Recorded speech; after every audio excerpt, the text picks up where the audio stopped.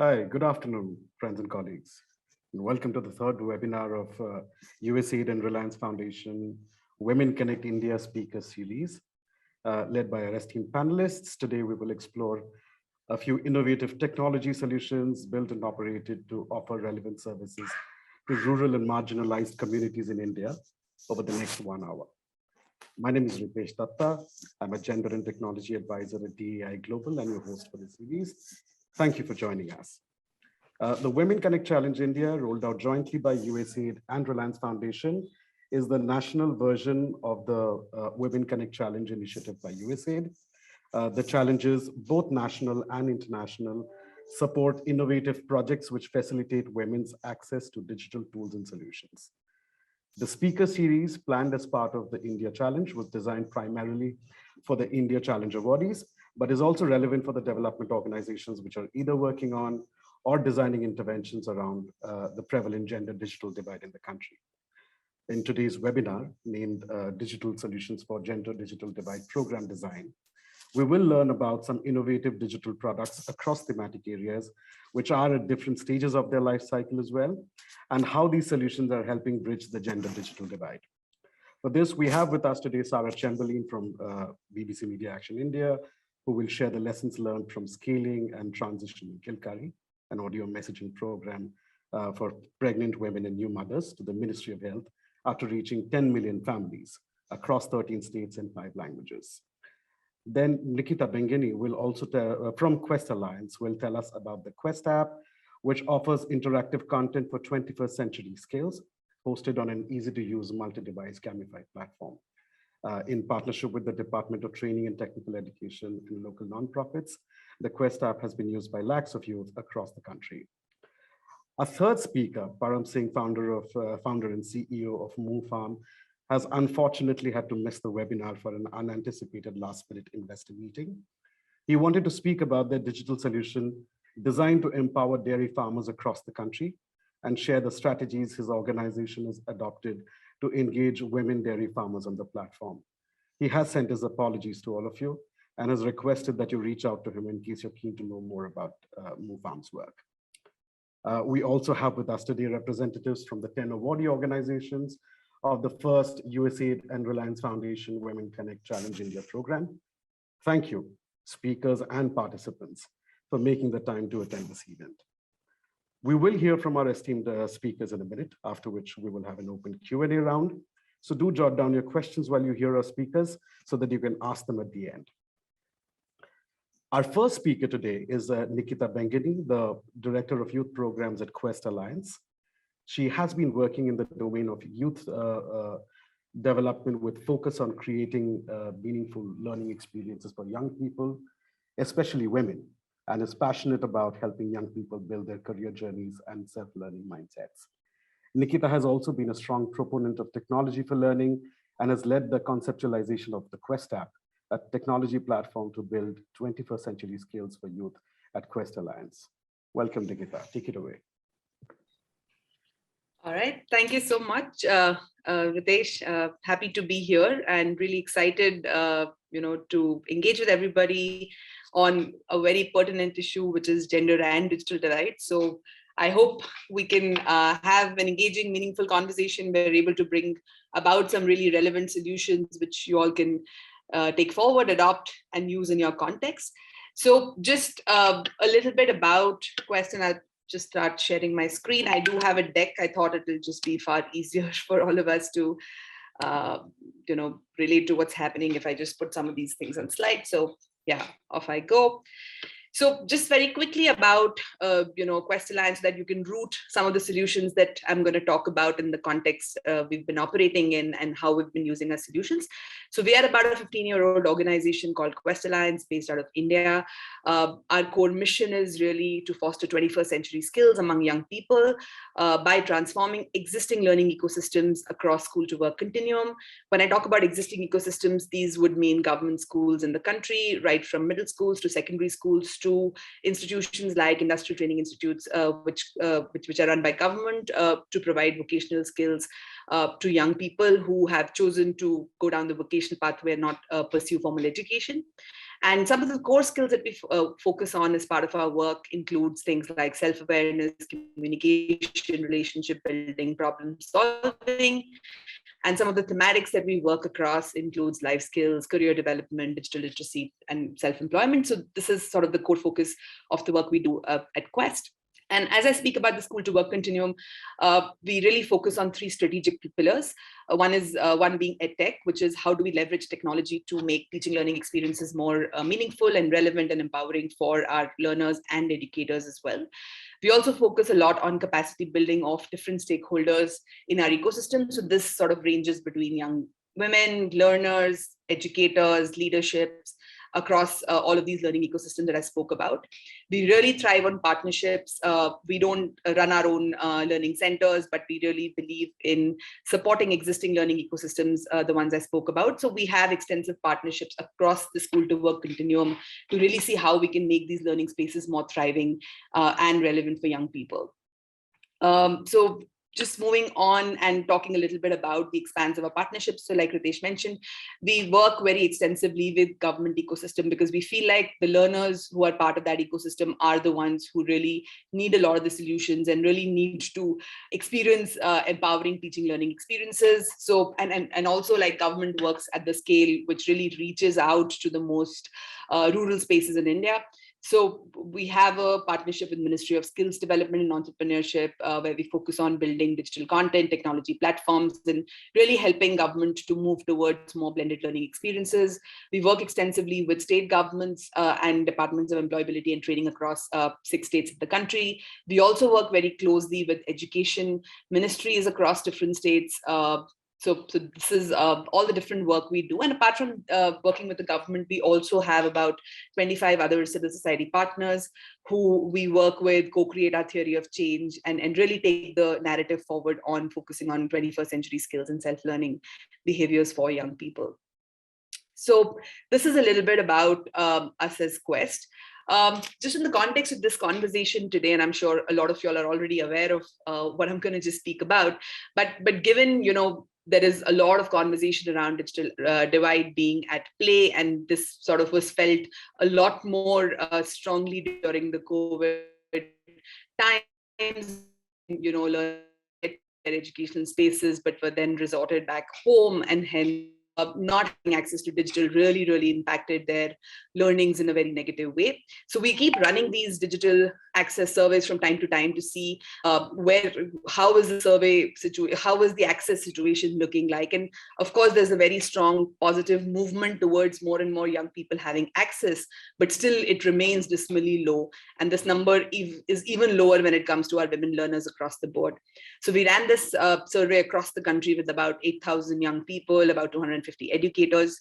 And what we really learned is that, the access has increased for a lot of people, but it's not like a lot of our young people have access to their own personal devices. So even if they have access, it's largely shared phones in the family, it's siblings' phones or friends. So they maximum get access to 1 or 2 hours in a day. Some of them also get it for a couple of more hours, but it's not really more than that.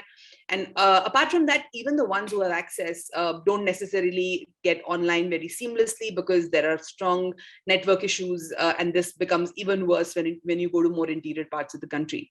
And also the other interesting thing that keeps coming back is that even the ones who have access, they're not necessarily still being able to use because they don't have ability to keep recharging their phones and keep putting in data packs. So that becomes the other big deterrent. So when we asked our young learners that what would really help you get to digital, and they really spoke about both these things, that having an access to a phone that's their own so that they're able to get onto it as and when they need to, and also if there is a provision to provide them some kind of an access through internet packs, that would really help them in a big way. So taking forward some of these thoughts, and this is something we've been building out for almost last 5-6 years, something we call the Quest app.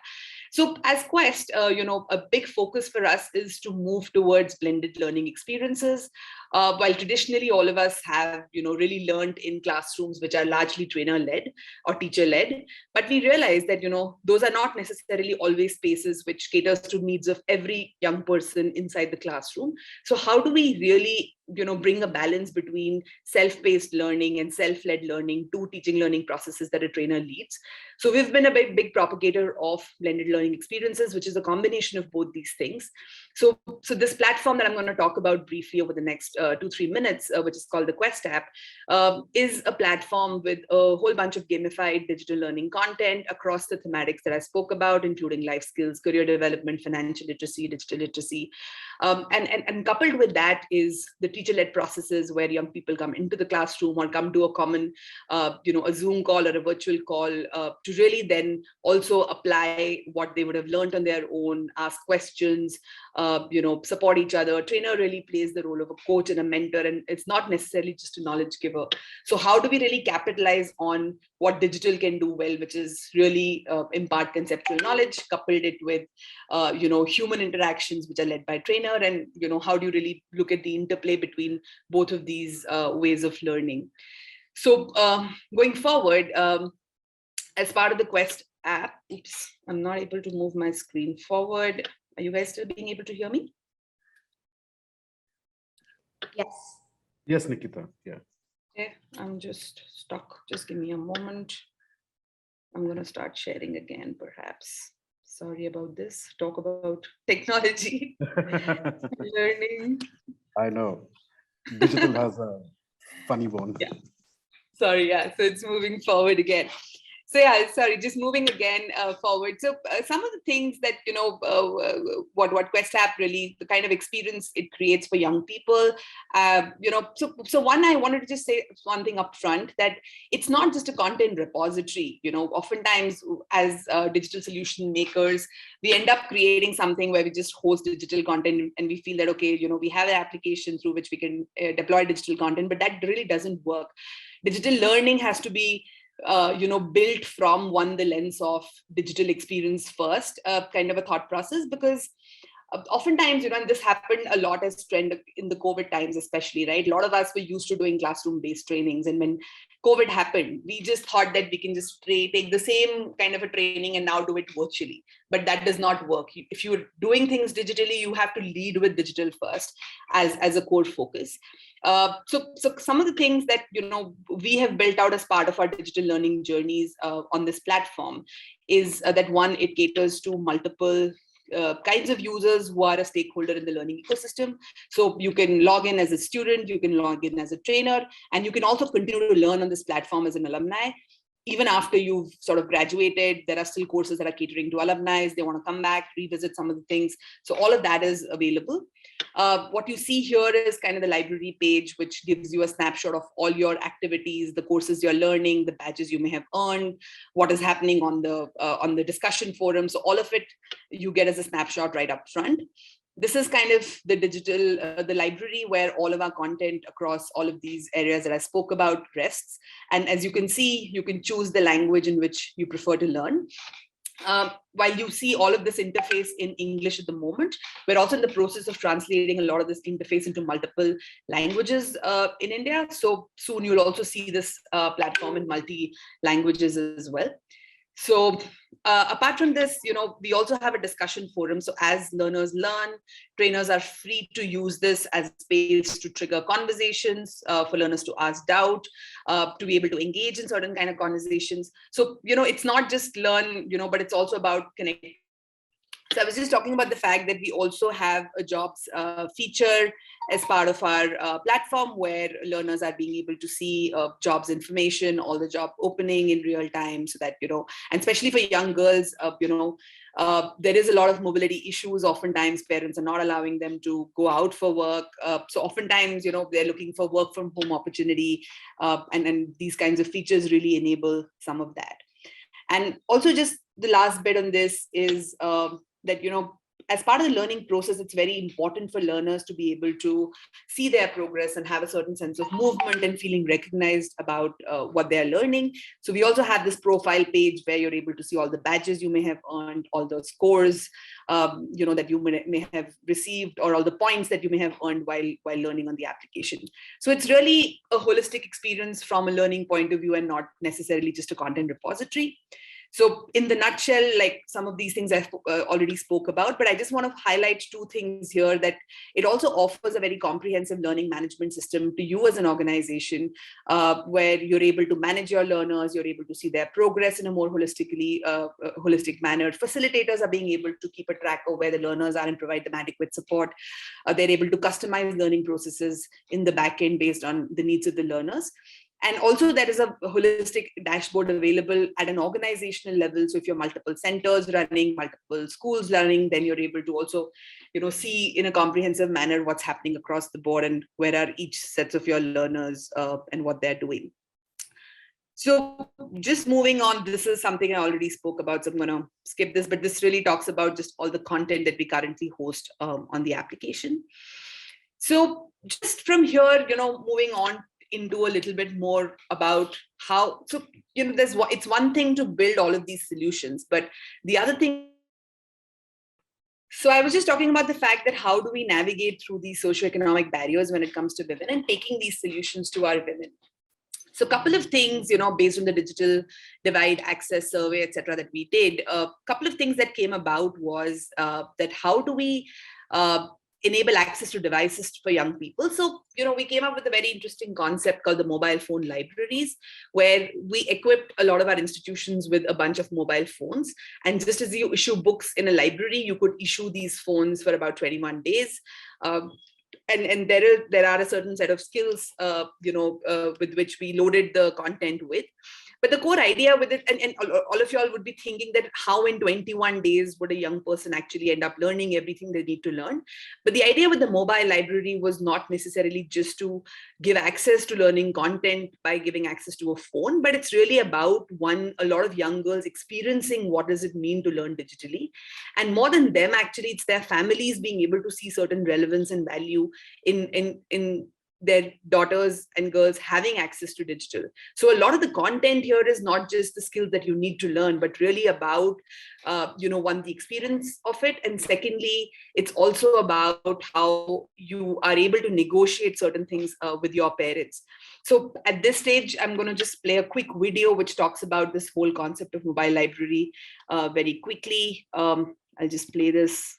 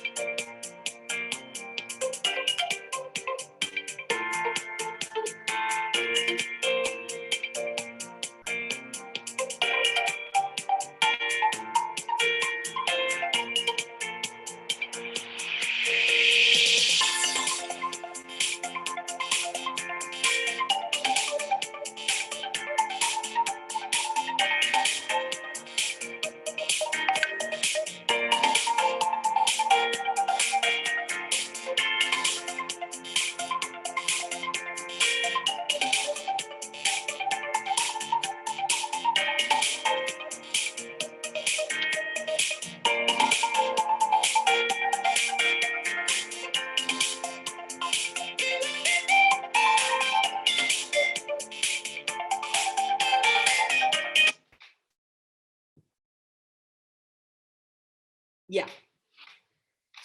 So you really saw what all is part of the mobile library and what is really the thought process behind doing this. So far we've sort of done about 22 mobile libraries across the country, benefiting about 500 plus learners in the country. The other thing that we've also started to do is to do data pack distribution for young girls, especially because even though, like I said, 55% women may have access, but of which, at least in our target group, we've seen that only 10 to 15% get online. So this has again seen a big boost. This number increased significantly when we actually started to distribute data packs to our learners. The other thing, apart from a lot of the learners who don't have access to smartphones but have access to feature phones, we've also been extensively using this 8x8 virtual conferencing app, which works on a feature phone, and it basically connects a whole bunch of learners to a call, which is an audio call, and you could talk about a lot of these things, and plus also have this chat function to sort of continue some form of learning. And like I said, that, parents play a really, really critical role in women having access. So apart from providing access to content, platforms, solutions, access to content, data, devices, I think what becomes really, really critical and a game changer is that how do we engage parents and build a certain mindset about giving access to women, because the social factors become really critical for us to navigate through. So we record these voice messages with principals and some influencers, which impact parents a lot more, and put these things out to parents of these young women to be able to, support their access. And we've been sending out like messages through IVRS for non-smartphones. We send audio recordings through WhatsApp. So this has actually been really, really integral to our approach as well. So yeah, I'll stop at that. If you are curious about this more and you'd like to use this solution, this is free for any young person, any educator to use. If as an organization you want to integrate this solution into your programming in a more structured manner, we'll be more than happy to partner with you, as a knowledge partner. If you are interested in seeing a further demo, write to me at Nikita at questalliance.net. And you could also check out more details about the Quest app on questapp.in.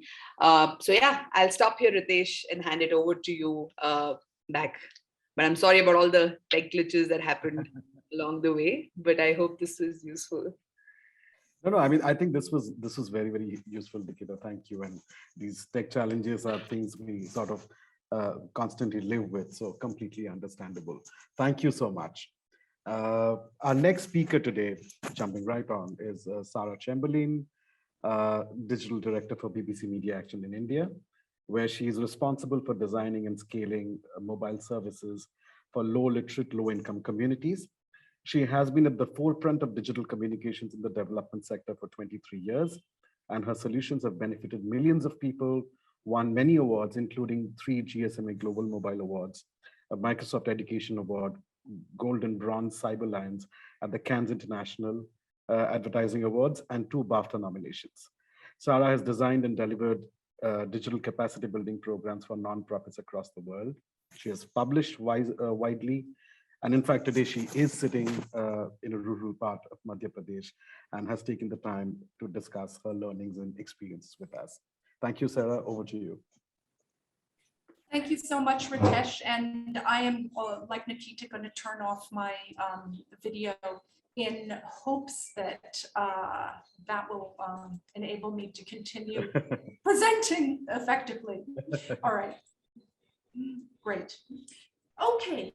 So over the past decade, there has been huge growth in the number of digital programs for women in India, including for health, nutrition, education, skills development, livelihoods, gender equality, rights, and more. But although donors have made a notable shift in recent years from funding small pilots to funding scale-ups, many digital interventions, particularly for low-literate, low-income women, still struggle to achieve both scale and sustainability.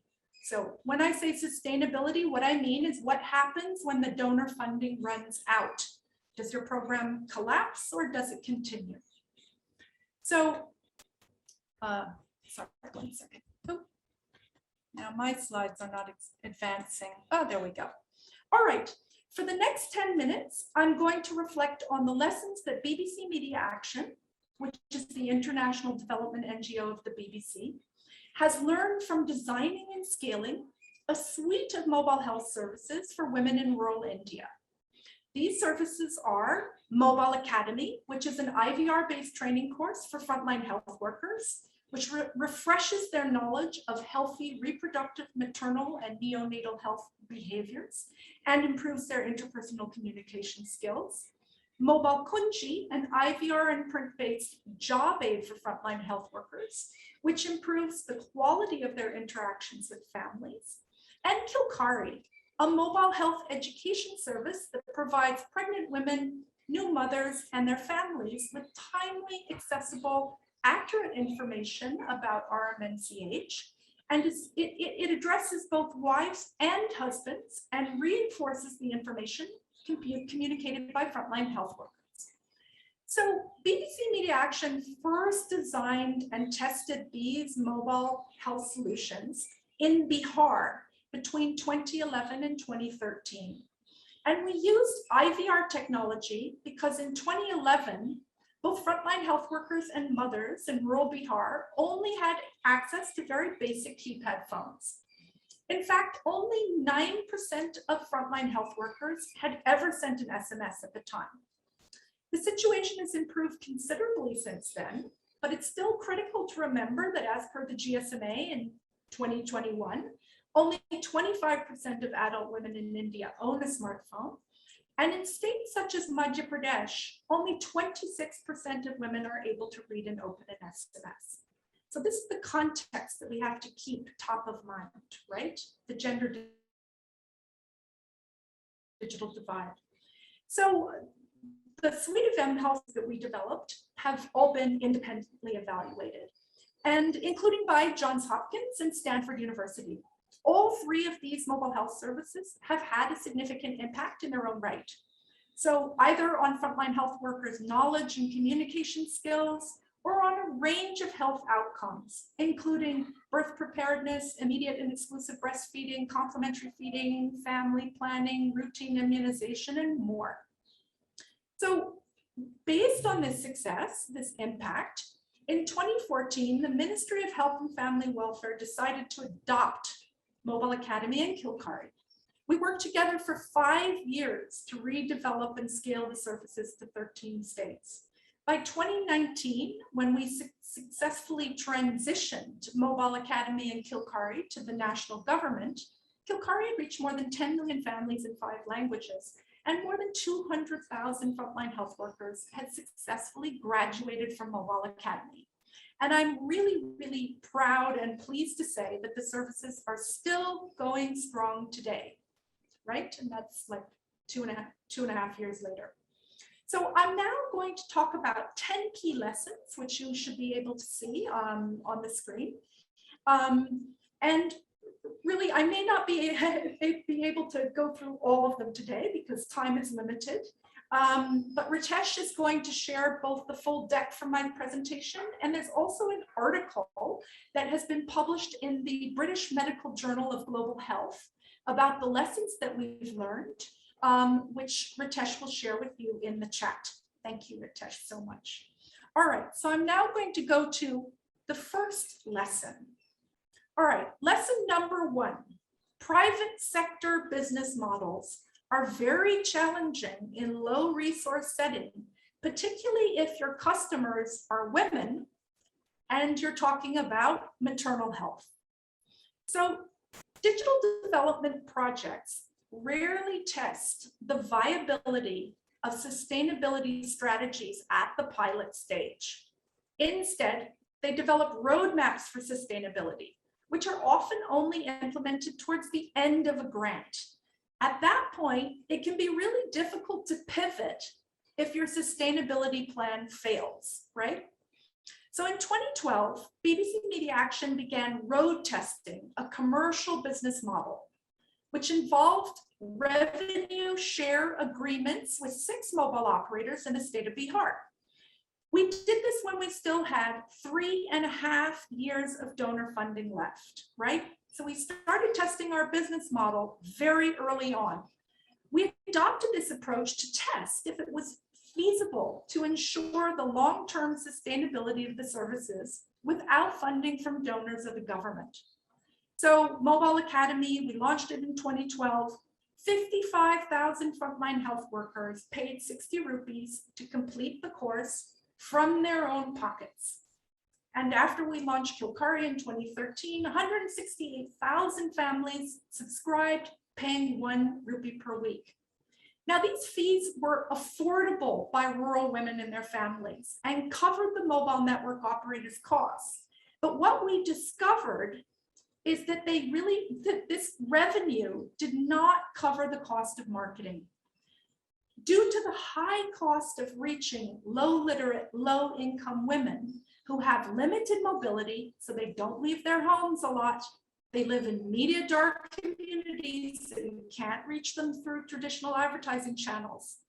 And because of this very low price that poor rural families could afford, this business model failed, right?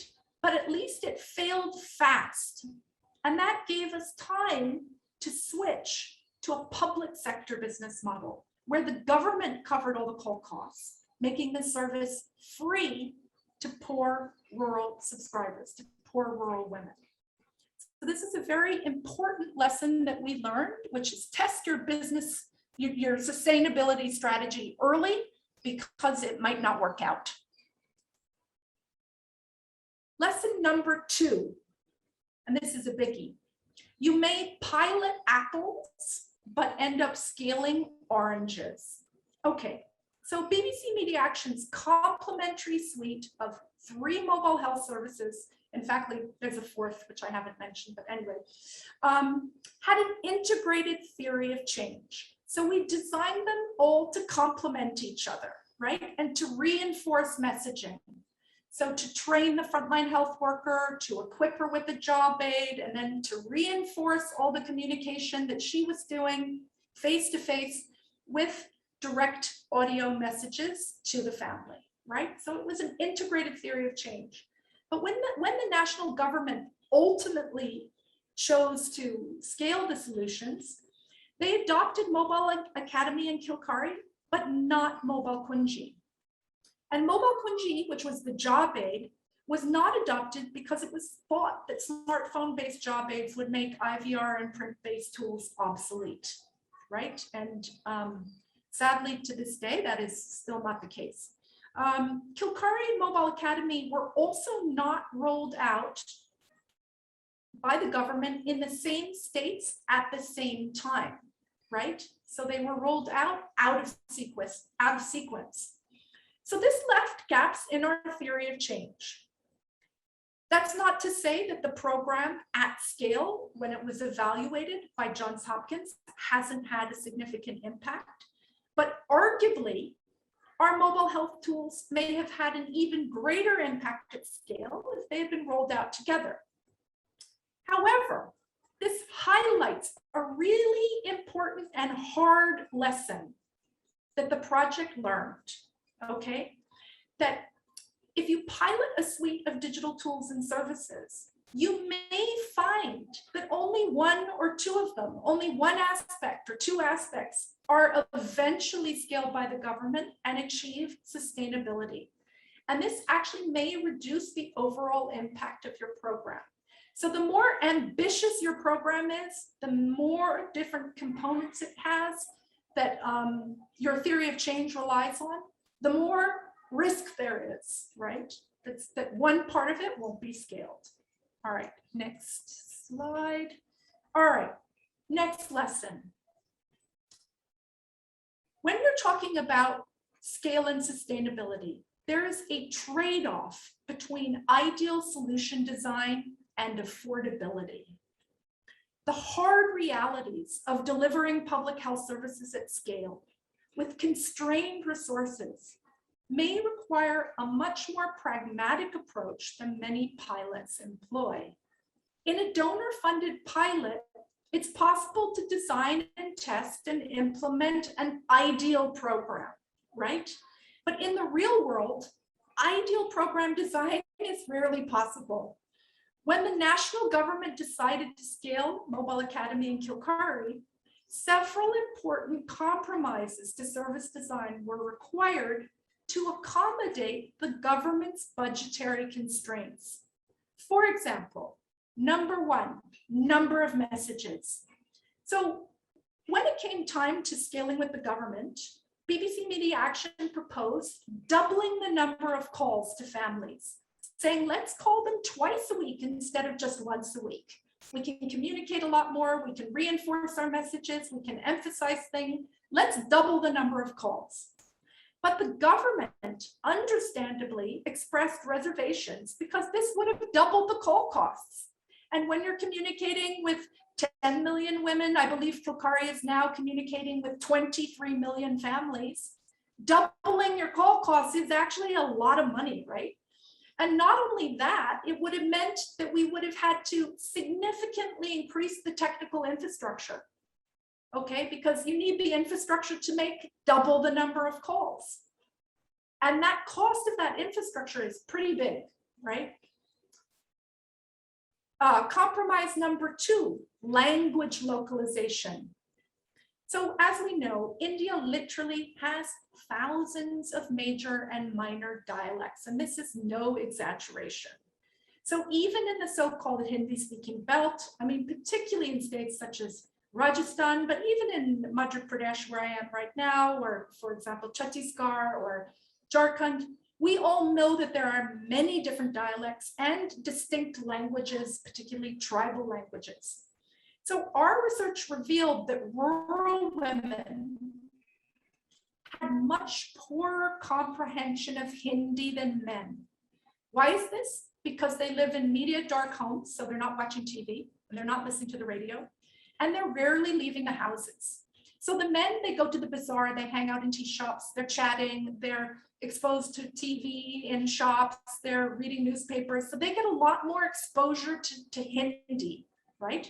But rural women, actually about sort of 50% of the rural women we tested with in 6 states had difficulty understanding Hindi, particularly sort of Sanskritic Hindi.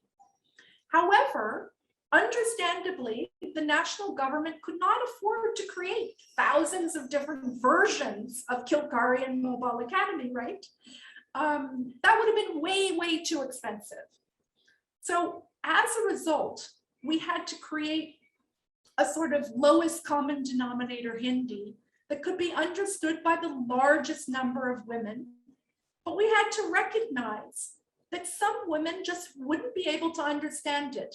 And this is where I have a quote on the slide in front of you that came from the Joint Secretary at the time in the Ministry of Health. This was his favorite quote, and I think it's extremely good advice.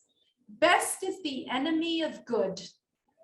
So if you think about it, it's better to be able to reach 50% of 10 million women with, you know, a lowest common denominator Hindi than to not be able to afford to create Kilkari in, say, 100 different dialects. So you have to make these really difficult compromises. Another compromise that we had to make was on call timings. When Kilkari was first piloted, women received calls when they said they wanted to receive them. They told us, look, you have to call us really early in the morning, or you have to call us after lunch, or call us in the evening. But when the government decided to adopt and scale Kilkari, this approach was not financially viable. Why? Because again, the infrastructure, they had to use the infrastructure to make calls every minute of every day, 13 hours a day, because they're trying to reach tens of millions of women. It's a real luxury to only use your infrastructure in the morning, after lunch, and at night, right? And the rest of the time your infrastructure is sitting idle, right? So you're able to reach a lot less women that way. So again, these are the kind of compromises that we've had to make. So it's really critical when designing digital development solutions to base them on the limits imposed by sustainability, particularly government budgets, rather than on the perfect pilot.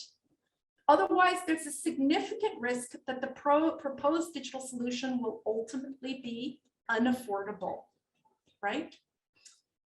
Second. Okay. And Ritesh, you must interrupt me when you want to go to the questions, because if I can't finish all of the lessons. People will still be able to read about them and see the slides. Just let me know, just interrupt me. Sure. Okay, lesson 4. Reassess key program components before the scale up. And this is often a really tough one for people, for different projects and particularly NGOs, because you may have had a great partnership with a technology company, a sort of social enterprise, a small boutique software company that's really awesome and did a fantastic job for you, and you really like them. But what happens when you're talking about scaling in the world's biggest democracy with the national government? Okay, so you really need to understand, like, does your technology partner have the skills and the experience and critically the staff capacity required for a national scale up? Do they have senior engineers in India to not just support the software, but for further development? And there's other things that we had to completely redesign when the government adopted Kilkarian Mobile Academy. So we had to integrate with the government's systems and databases that register all pregnancies and health in India. We had to integrate with the maternal and child tracking system and the reproductive and child health tracking system. Those are huge databases. And our technical architecture had to be redesigned, because you can't say to the government of India, to the Ministry of Health, oh, you know what, my software, it's the technical architecture is not designed to integrate with your databases. Would you mind just redesigning your databases? No, that's not going to happen, right? So you have to be prepared to actually redevelop your entire system, which is what we had to do. And one of the things that we also did is we had to really simplify our system, because the more moving parts that you have, the more challenging it is for the government to procure and sustain that solution, right? So you really have to look at every single key component of your project to see, is that solution going to work for a national scale up, right? That's Okay. a very important point, Sarah. I am sorry, but I just wanted to say that we have about just 10 more minutes. So if it's okay with you, Sarah, I'm so sorry about this. But shall we sort of move to the Q&A and maybe? Sure, no worries at all. I'll unshare here. Thank you, Sarah. I'm so sorry about this. The presentation that Sarah has, it's all very useful, and I've had the opportunity to see that. I have, in fact, shared a link to the lessons learned article, which is the basis of Sarah's presentation. Do take a look at that, whenever you have some time. And I will also share Sarah's presentation, which incidentally also has her email address. So if you have any questions, Sarah has already mentioned that she's very happy to answer them. Having said that, let us quickly sort of jump to the Q&A session that we have.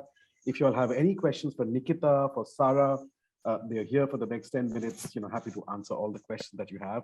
Maybe I can start with one, if that's okay.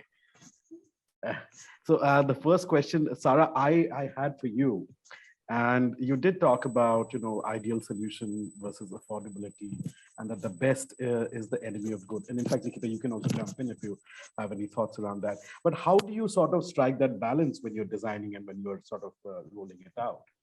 How do you sort of ensure that? Go ahead, please. Yeah. Sorry.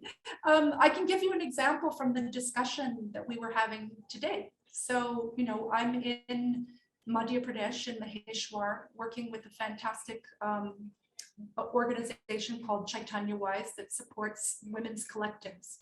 And we are working on a proof of concept for a digital literacy intervention. Well, an intervention to increase women's access to and meaningful use of both feature phones and smartphones. And one of the things that we've been looking at is this sort of role of the digital champion or the digital Saki. Many programs have had digital Sakis in different ways. And we were saying, well, the ideal model, of course, is to have a digital Saki in every SHG. Like there's going to be a woman who has better skills in each women's group who has better digital skills, who could act as this sort of guide for the rest of the women in the group. But what our partner wisely said was, but the State Rural Livelihoods Mission will never scale that. It's way too resource intensive. You're never going to be, I mean, there's, millions of these groups in India. You're never going to be able to have a digital Saki in every group. How are you even going to monitor them? How are you going to supervise them? How are you going to incentivize them? How are you going to pay their salaries? So what we're looking at is how do we mirror the structures and the processes that are already at scale. So in our proof of concept or our pilot, rather than going for a really resource intensive, like the perfect pilot that we know is going to have this amazing impact, we look at the reality of the situation at scale and design for that. Even though we know it will have less impact, that is the reality. There's no point in designing for Shangri-La. Thank you for that. Nikita, any thoughts that you wanted to add? I mean, you designed the website. Just very briefly, Ritesh, I think I completely agree to what Sarah is saying. And I think this is something we keep sort of, also talking about at Quest, that there's always this battle between should we put something out quickly versus try to wait for that perfect solution. And in my mind, and I think having worked in tech teams, and especially working on tech solutions, it's a big learning that there's this idea of perfection is very elusive. So there is nothing in some sense that, you would get a perfect solution. So I think, especially in the times that we're living in, which are so uncertain and things are so they change so quickly, I think it's important to get things out to people quickly and be agile in our mental model so that, we can incrementally build. And also the benefit it offers is that when you build things incrementally, it's a lot easier to course correct as well, versus if you've spent years already building something and then you have to change, it's you just never can get out of that cycle. So build quickly, put out quickly, fail fast, come back, build more, go back to the ground. So I think that really works. And especially in the VUCA world that we're in, I think that's far better approach to take than trying to build those perfect solutions. So yeah, just wanted to add that. Yeah, thank you for that. Yeah, that makes complete sense. And my takeaway, I guess, is, that this quote that Sarah used, best is the enemy of good. I'm going to sort of put it up somewhere. Makes a lot of sense. Yeah.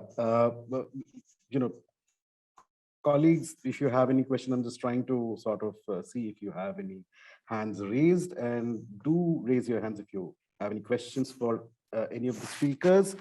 But yeah, as you do that, I mean, I actually have another question that I can ask, and this one is for you, Nikita.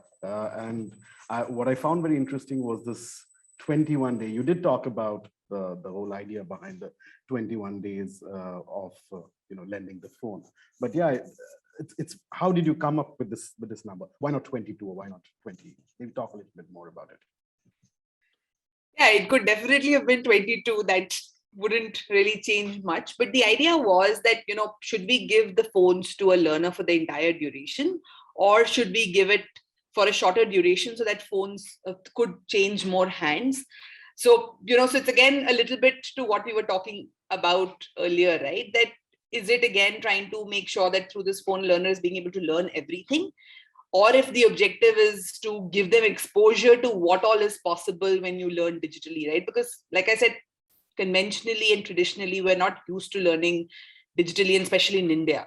So just this whole experience of learning digitally, that the kind of empowerment it comes with, the fact that you can just learn so much and you don't have to depend upon teacher told me so and hence I have to do this, to being the driver of your own knowledge. I think that's the exposure we want to give, and focus on some of these key skills, right? Like it talked about a crash course in negotiation, for example. And it's really about saying that how do I then go back to my parents and say that, look, I did this for 21 days and you've seen me learn, and this is what I've been able to experience, and this is how it'll benefit me in the future. And hence there's a case for me to have access, which may not be a personalized mobile phone, but even if there is a shared device at home, but being able to have it for those 3 hours and being able to learn, I think those are aspects we're focusing on.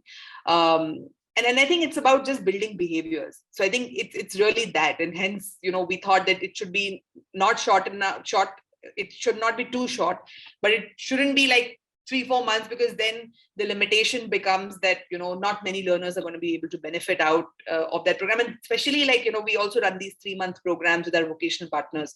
So with that 3 months, how many young people do we give exposure to becomes really, really critical. So that's why we thought 3 to 4 weeks is a good duration to at least focus on these objectives. The objective is not to teach them everything that they need to learn through this experience. So yeah. Fair point, Nikita. I think we have some question. Jay has a question. Jay, please go ahead. Do introduce yourself before you ask your question. Sure. Thank you very much, Ritesh. Myself, Jay Nandidatta, and I am part of BBC Media Action. In fact, I work with Sarah, and I have worked with her on Mobile Kunji Academy and Kilkari for the last 8 years. So I have been in the journey with Sarah, of course. So I just have this question for Nikita. In fact, Nikita, so while those phones were distributed, were there any exercise to find out if the phones were used by the intended women and girls, or was it that the phone was being used by maybe the brother or the father or somebody else, or how much by the intended user and how much by other family members? Because for those 21 days when the phone is with them. Yes, that's a great question, Jay. So for us, we put a lot of what we wanted to transact to these learners into the mobile application that I spoke about, right? And then it captures a lot of data in the back end. So our assumption is that if there is courses being learned, hopefully it's not the fathers and the brothers doing those courses, but the girls themselves. So one of the premise that we initially, when we give the phones off to these young girls, the contract we have with them is that, look, it's meant for a certain purpose. So while you're free to use it for other purposes as well, while you have it for 21 days, but make sure this is what you do at least at the minimum. So that's what we nudge them. And also then there are also, to every girl, we had attached a coach. So there would be regular check-ins in these 3 weeks with the coaches to check what they've learned, how much they're learning, what are some of their challenges, because just handing somebody again a phone would not ensure learning, but it's about then also supporting them through that process of learning. So those coaches would also regularly check in. But of course, I'm sure if the women are learning for 5, 6, 7 hours, there could be other times of the day others may be using the phone, but it also had a limited access to internet. So if we were giving data for 1.5 GB a day, it was enough to ensure that all the learning kind of happens. And then beyond that, we didn't want to control what was happening as long as some of the basics were being done. So that's how we monitored some of what we were doing. Yeah. Thank you very much. Thank you. We have time for just one last question. Medha has her hand up. Medha, please go ahead. Introduce yourself and then ask the question. Yeah. Hi, Nikita. Hi, Sarah. This is Medha from Technoserve India.